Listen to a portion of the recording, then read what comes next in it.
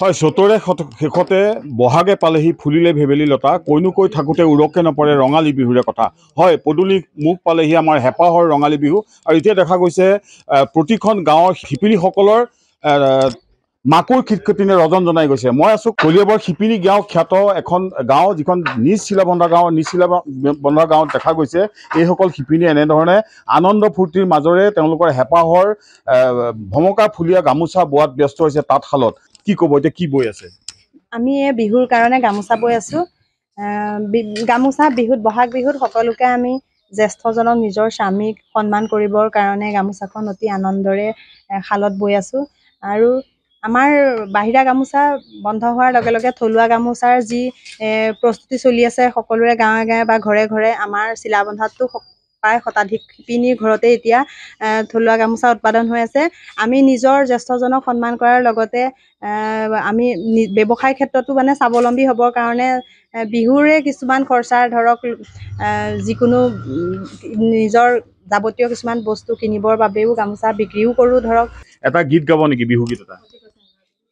অতি কৈছে নেহৰ মুগাৰে মুহুৰা, ঐ তাতো কৈছে নেহৰ মাকো, তাতো কৈছে নেহৰ বহাগৰ বিহুতি, নেপাতি কেনে কৈ থাকো।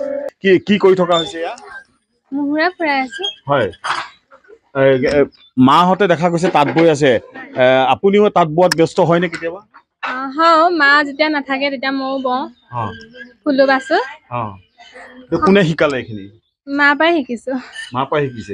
তোমাৰ নিচিনাকে ঘৰৰ গাঁৱৰ আন যুৱতীসকলেও কৰিছে এনেধৰণে? কৰে।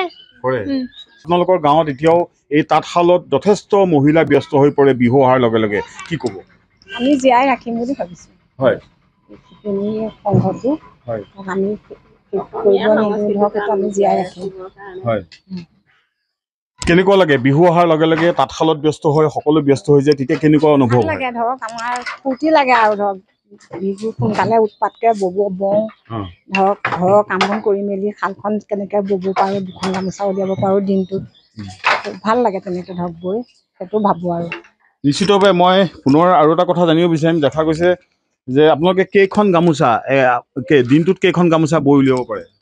ফুল মাৰি দুখনত ফুল মাৰি পেলাই নি দুখন বওঁ আৰু কিমান মান খৰচ পৰে এখনত? এখনত আপোনাৰ দিগে বানিয়ে দুনেচা সূতা যায়, 130 টকা মুঠিকে এমুঠি আনিলে আপোনাৰ 4খন গামোচা ওলায়। আৰু নিজৰ আপোনজনক এখন গামোচা বিহুত দিব, জ্যেষ্ঠজনক দিব, তাৰপিছত যিখিনি থাকে সেইখিনি আপোনালোকে বিক্ৰী কৰে।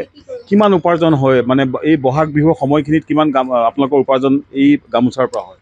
এখনত আমি 250, ফুল চাই 300 এনেকে বিক্ৰী কৰোঁ। আৰু বিক্ৰী হয়? হয়, মানে মানুহৰ যথেষ্ট চাহিদা যথেষ্ট আছে। নিশ্চয় আপোনালোকে যিমানখিনি উৎপাদন হয় সেইখিনি হয়তো নহয় চাগৈ? হয়, সেইখিনি নহয়, কষ্টটো চাই মানে আমি নেপাওঁ সেইখিনি, তথাপি আমি দিওঁ আৰু। নিশ্চিতভাৱে এনেধৰণে দেখা গৈছে সকলো ব্যস্ত হৈ পৰিছে এতিয়া এইখন শিপিনী।